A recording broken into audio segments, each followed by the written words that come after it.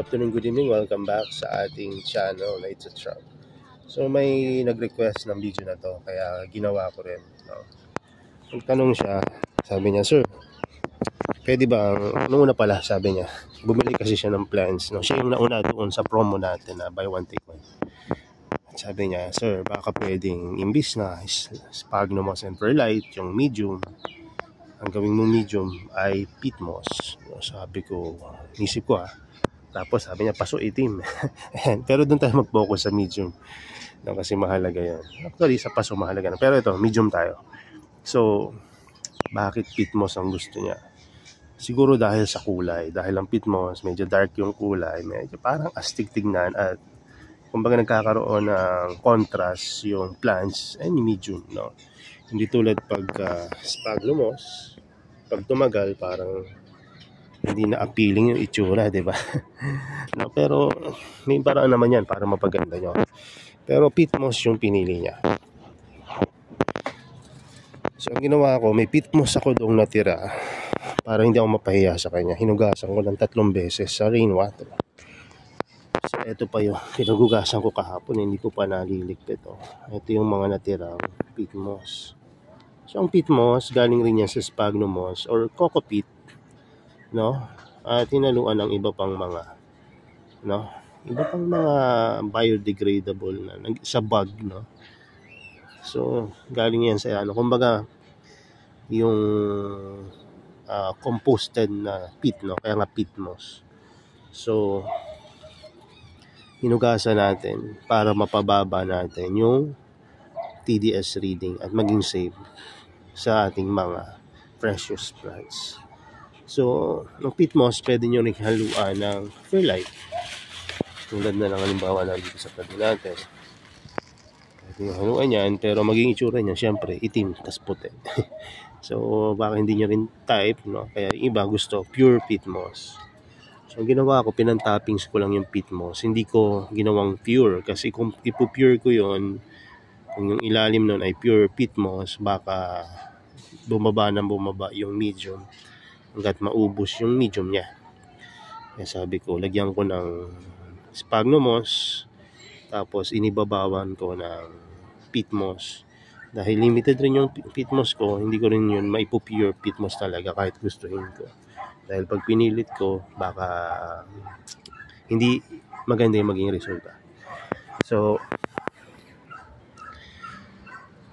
ayan, no? Pagdating sa kanya, okay naman yung plants. Ang naging problema lang, dahil ang Pitmos hindi ganun kapit, no? Medyo naalog ng konti. Although okay yung plants, yung medium medyo umangat yung mga medium ng ibabaw. Tapos may mga live Sphagnumos rin na natanggal yung heads dahil nga hindi pa establish yung hindi ma-establish yung live Sphagnumos doon sa pit dahil masyadong buhaghag, no, yung medium. Kasi pagka sa Sphagnumos mo nilagay yung live Sphagnumos, makapit yan, diba? Makapit kahit ilahin mo yan, parang halaman. May ugat rin kasi yan, yung Sphagnumos, maliliit lang, lalo na yung mga na matagal na, so may ugat siya. Ito pinatong ko lang yata. Ayan. So ito, bigyan na natin yung advantages and disadvantages dahil mapatagal yung video natin. So sa experience ko, kung papipiliin ako kung for acclimation, para sa akin acclimation medyo good size na ng mga plants, pinaka the best talaga Pitmos. Sir, bakit Pitmos? Sabi nyo, Sphagnumos and Perlite gamitin namin. Ay, siguro malaman namin na Pitmos talaga yung the best. Hindi ko naman sabihin na sige gumamit kayo ng Sphagnum ng Pitmos dyan, no? Pero hindi yun magiging safe, no? At napakadelikado ng advice na yan. Una bakit? Napakaraming Pitmos na may minerals, fertilizer at kung ano nung chemicals na nilalagay nila. Kung wala man, may natural chemicals yan na tannins, which is hindi ganun kaganda sa mga plants natin. So kaya hindi ko ina-advise yung Pitmos sa umpisa. Ina-advise ng Pitmos and Coco Peat. So dahil sinabi ko magandang pang-acclimate ng mga plants. Bakit? Dahil pagka-stress yung plants, kailangan niya mag-recover. no? So napakaganda ng pit moss kasi hindi siya kapitin ng peste at hindi rin siya kapitin ng algae, no? So ang ganda niyan. Tapos pagka dahil nga newly potted siya, mag-establish siya ng roots umpisa, di ba? Eh yung pit moss may mga trace siya ng minerals na mas mabitamina kaysa sa sphagnum moss, no? So ayan na, sinabi ko sa inyo. At maaring maging beneficial sa kanila yon sa umpisa. At makikita nyo na mabilis lalaki yung mga kararating nyo lang halaman. No, huwag nyo sabihin sa iba, sinabi ko sa inyo, mga lamoy magagalit sa akin kasi unang-una, hindi safe tong sinabi ko sa inyo kasi baka gayahin nyo. Pero may paraan kung paano iproseso yung pit moss. Panoodin nyo sa mga unang mga video ko, nandun yan. No, pinaka basic first 20 siguro na video nandun yun sa baba, kung paano nyo gagawing carnivorous plant medium ang pit moss and coco feet. Marami pang iba kayong matututunan dyan sa baba. Nandyan yung mga ace na advice sa baba, no, sa mga nauna kasi ayun, na-share ko na yun. So marami dumami tayo sa community rin yung iba natuto, no? At happy naman ako at naging beneficial sa kanila. Dating mga sa akin, bumili ngayon, seller na rin. But anyway, okay lang yun. At least dumadami tayo sa community at marami ako naging kaibigan. No, meron nga akong mga kwento ko lang commercial. Sabi nga nung isa, sir, sabi ko pasensya na minsan nawawala ako sa focus pagka nagdi-discuss ako. Sabi, sir, okay lang yun, commercial. Ang daming commercial ni sir. Ayun nga, may message pala ako. Sir, sabi ko, baka meron kang ganito dyan. Ay sir, meron. Pag napadaan ka dito sa lugar na to, punta ka lang, no? Bibigyan na lang kita. Sabi ko, wala, bibigyan ako. Sino kaya to? Yung pala, dati rin pala siyang nabili sa akin. At ngayon, napakarami na siyang collection, no? Sabi ko, okay pala. At hopefully nga, no, makita ko yun si sir. At gusto ko rin naman magkaroon ng mga kaibigan, no, sa community natin. Yung totoo talaga. So, pagka nadalaw tayo, ipipicture ko yung garden niya. So anyway, balik tayo dito, no, sa pit moss bilang acclimation medium. Maganda daw siya sa acclimation, sabi ni Sir Britt. So maganda talaga siya dahil ginamit namin siya dati sa pag-acclimate ng mga plants galing sa Mindanao. No, dumadating dito sa amin yon during pandemic ng mga 2 linggo hanggang 3 linggo. Maniwala kayo sa hindi, totoo yun. Nung pandemic, ganun katagal ang pag-ship ng mga plants from Mindanao. Ba't sa Mindanao ako kumukuha? Dahil may DNR permit siya. At nung time na yun, wala pa akong DNR permit. Nagpaplano na akong kumuha nun. Kaya ako sa kanya kumukuha. Kung tatanungin nyo ako kung sino yung seller na yun, si Sir Volker Henrich. No? So, siya yung isa sa mga kauna-unahang nag-explore ng Pilipinas, no, para i-identify yung mga carnivorous plants dito sa bansa. At ewan ko, may pamilya siya dyan sa Mindanao. Hindi ko alam yung story nila. Pero si Sir Volker, yung isa pinaka magaling na nag-alaga ng carnivorous plants. At marami akong natutunan sa kanya hanggang ngayon. So, ang nangyari, inaabot ng halos 3 linggo at dumating sa akin yung napakagandang plants niya na dumating mga 3 hanggang 4. Yung iba tunaw talaga. At anong 3, 4? 3 hanggang 4 na lang na rhizome. Hindi leaf hindi trap, sa rhizome na lang yung natira. At alam nyo ba kung gaano karami yung binili ko nung time na yon, no? Mahal pa yung mga Venus flytrap nung time na yon. So bumili ako ng worth 70,000 na plants, no, pesos So pagdating sa akin, ayun, no, kumbaga ilang mga rhizome na lang yung natira, no. So dito nga tayo para maka-relax tayo ng konti. Pagtingin na tayo kapitbahay. So nung dumating dito yon, talaga syempre nanghinayang ako. Pero sabi ko, tiwala ako kay Sir Volker hindi naman niya hayaan na malugi rin ako. ang ginawa niya, sabi niya, huwag kang mag-alala, papalitan ko yung mga namatay, pero yung mga buhay pa dyan, siyempre try mong buhayin kasi siyempre malulugi rin siya kung papalitan niya lahat. So may mga natunaw, binilang ko kung ilan, sinabi ko sa kanya, at sabi ko sa kanya, delikado na rin tong iba. Yung iba, 2, 3 hanggang 4 na rhizome na lang yung natitira. At kung traps ang pag-uusapan, siguro isang trap na lang ang nakataas at yung leggy na, no? At iba nga putol na rin. Sabi niya sa akin, sige, bibigyan kita ng sikreto. Hindi man sinabi niyang sikreto, pero sabi niya, alam mo ba, ito yung pagkakasabi niya, no? English yata yun eh. Kasi siyempre, hindi naman Pilipino si sir. Sabi niya sa akin, tatagalugin ko kasi magno-nosebleed tayo pare-pares dito pagka pinilit. So, ang sabi niya sa akin, alam mo ba, ang mamamatay na halaman or yung stress na plants, no? Ayun yung pinakamadaling palakihin at paramihin. Ayun yung naging niya. Ewan ko kung makikita ko pa yung message niya sa email na ayun yung sinabi niya sa akin.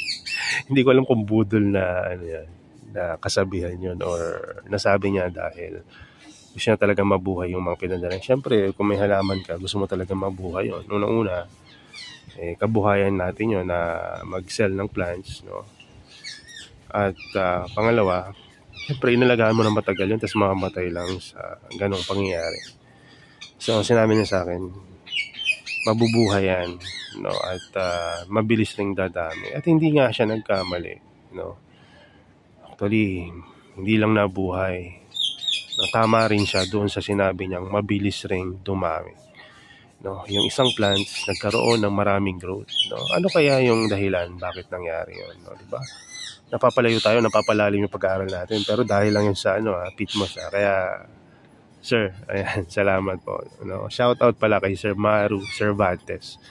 Ayan, isa siyang content creator, live streamer ng games, at siya nag-request ng video na to. Ayan, sabi ni Sir Volker ay mabilis lumaki, dumami yung plants na mamamatay na or stress. Isa sa mga niisip ko ang dahilan kung bakit totoo yung sinabi niya dahil, di ba sa science, di ba? Pagka parang survival of the fittest, no? At nagtatry rin siyempre yung plants na hindi ma-wipe out yung species niya, no? At yung siya mismo yung plant na yun, no? Ayaw niya siyang mamatay siyempre at gusto yung paramihin. No, nagpipilit siyang mag-produce na more leaves, no, to utilize yung yung sunlight na nare-receive niya.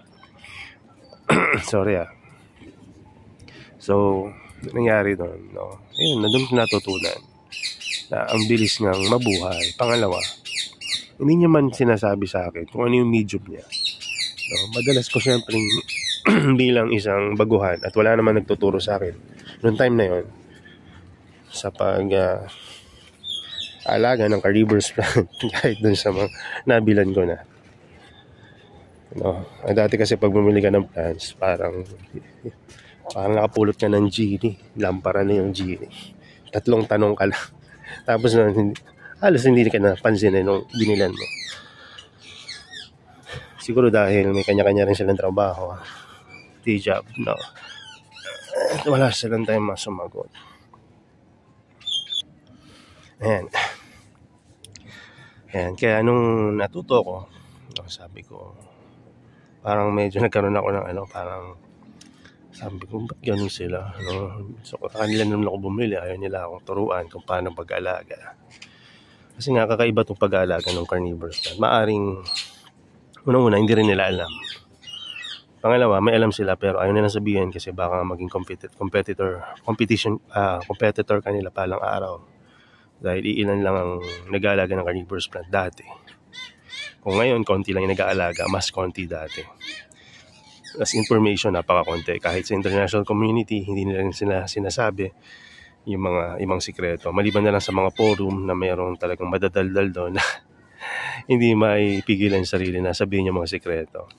So doon ako tumitingin, no? Sa forums, pagkaibigan, tapos sa forums rin, minsan i-misdirect ka, no, sasabihin water propagation, di ba? Water propagation. Yung pala, hindi pala water propagation, yung tissue culture. Binabad lang nila sa tubig para mawas yung agar. No? Pero sabihin niya, water propagation yan. No? Ganito gagawin mo. Alagay mo sa ganito. No? Binobola ka lang ng mga yan. Hindi water propagation yan. Tissue culture yan. Tinatanggalan ng agar. No? Hindi ko ma-realize dati. Ilang oras, ilang araw ko rin pinag-aksayan ng oras yung tao na yun, no? Para malaman ko yung mga sikreto, no? At yung iba naman natutunan ko sa kanya, pero may mga iba na kwentong talaga unicorn, no, barbero. So yun nga, no. Hindi ko natutunan, no. Tinignan ko rin syempre, no. Yung sinasabi ko sa inyo yung tao na yun, hindi yung si Sir Volker. Yung sa international community yun, no. From Africa. From Africa yun, or from African pero sa United States na nakatira. So, nausap ko siya about dun sa pag-aalaga nung sa tissue culture naman, no.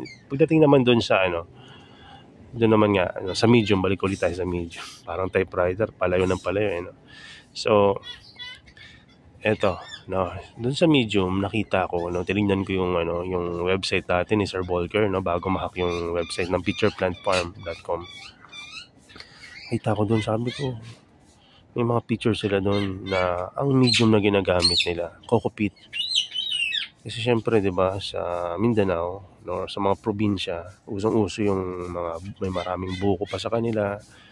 Tapos na siguro na-decompose or madali yung access sa mga coco peat at mas mura yun eh.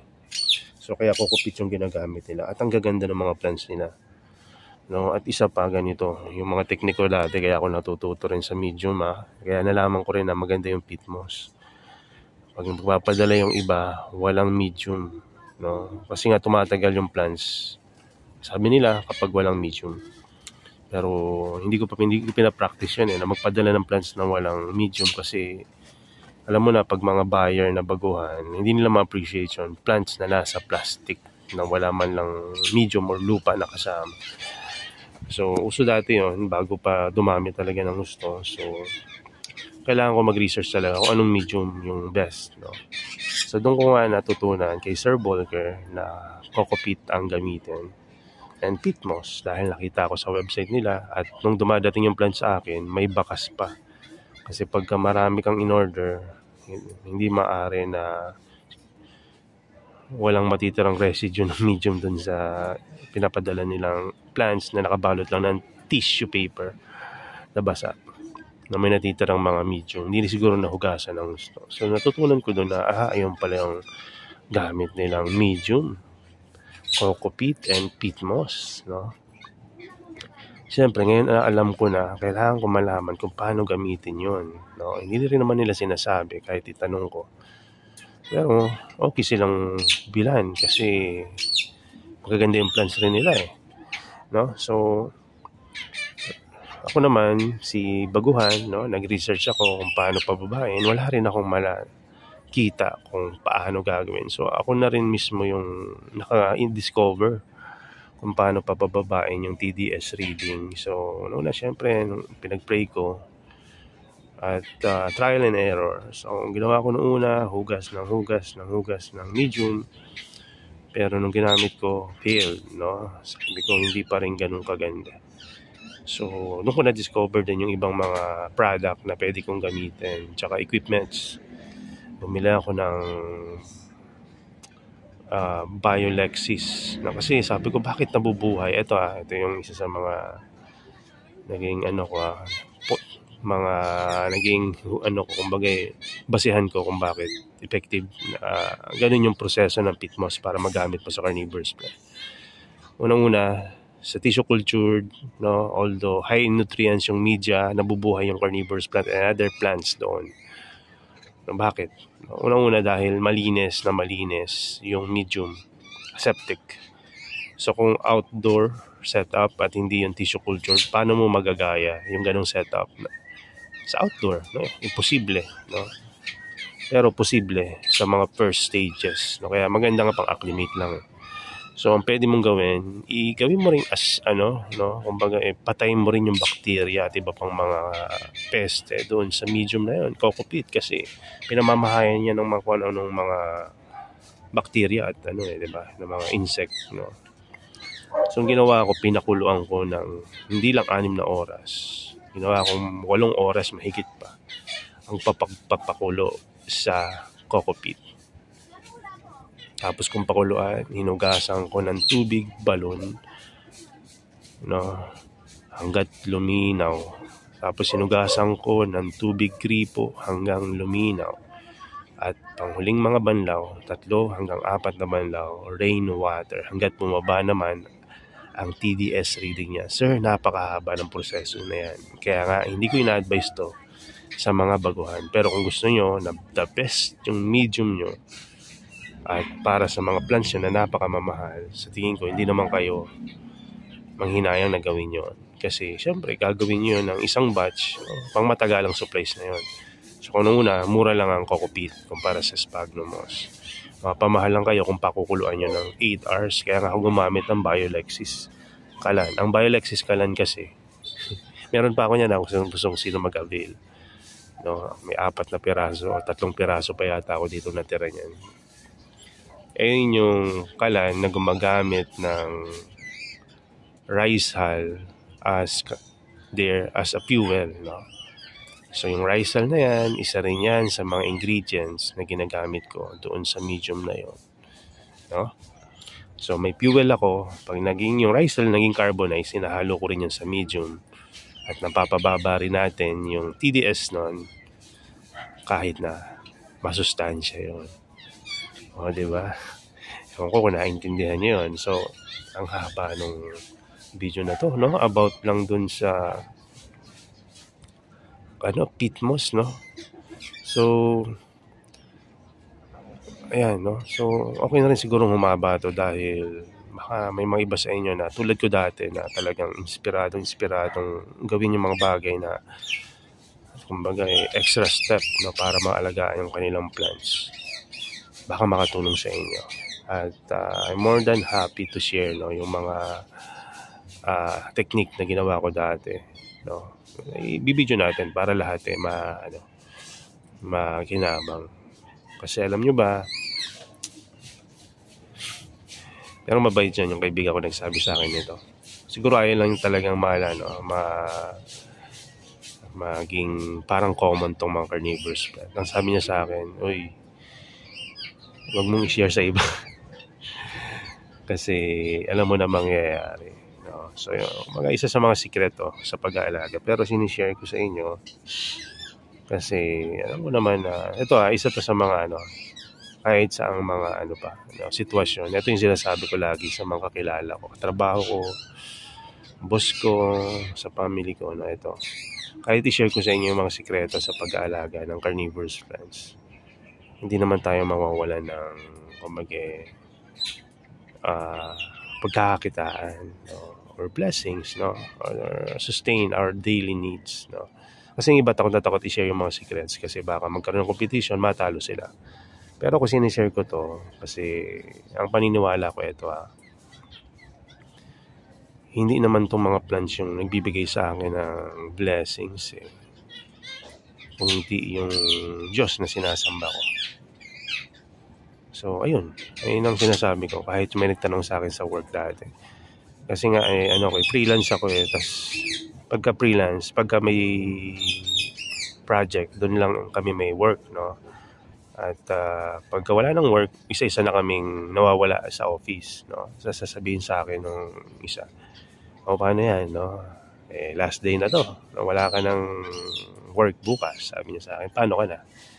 Sabi ko sa kanya, dating pastor yan. Sabi ko, pastor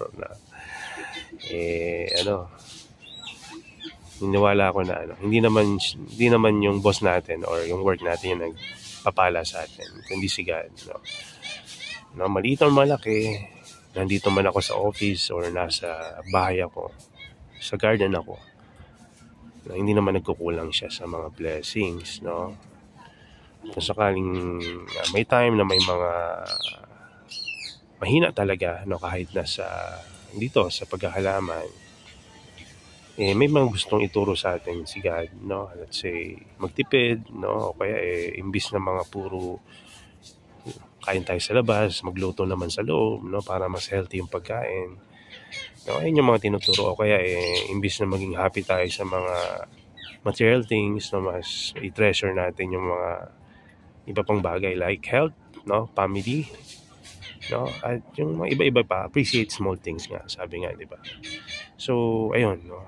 Ngayon yung sagot ko dun. Kaya sinishare ko tong mga secrets sa pag-aalaga ng halaman. Naniniwala ako na pag nakatulong sa inyo to, maging blessing sa inyo, hindi man tayo maging kaibigan personal, no? Pero at least, nakapag-share ako ng isang Bible verse sa umpisa ng video na to at nagkaroon ako ng kaibigan na hindi ko kilala.